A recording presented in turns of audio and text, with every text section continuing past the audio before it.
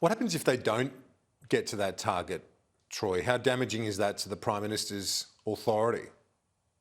I think it's going to shred his authority. That's why I think that but Barnaby Joyce is not a fool. I mean, he's the Deputy Prime Minister. He knows he can't leave the Prime Minister in the lurch. I mean, even state Liberal governments as well have made these commitments, bolder commitments than what the federal government has made. So I think the government will get there, but the issue is, what is the trade-off?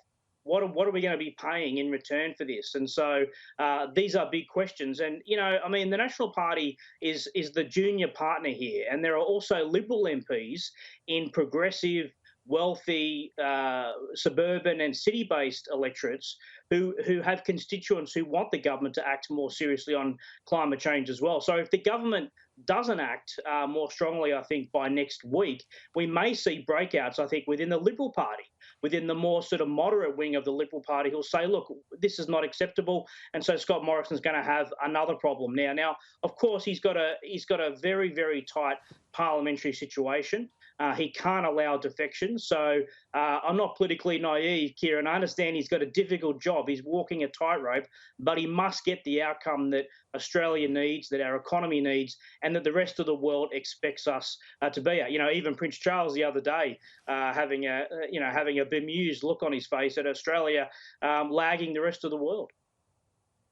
Well, and a couple of points to pick up on that answer, Troy. One, if you look to two very important parts of the international community as far as Australia's outlook goes, particularly in the context of the recent AUKUS arrangement.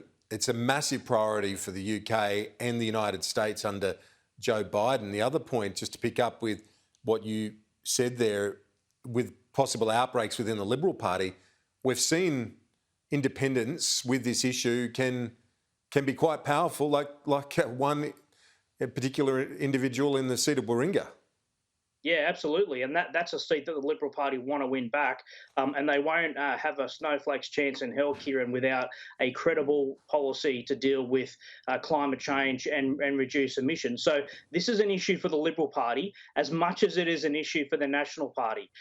So let's wait and see what the grand bargain is going to be.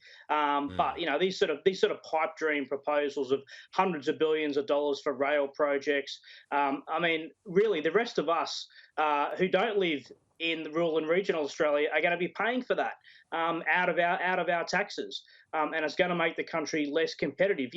There's not enough talk, I think, and understanding in the National Party about the opportunities for rural and regional Australia, about the opportunities for new industries, not only green hydrogen, but a whole range of the renewable sector.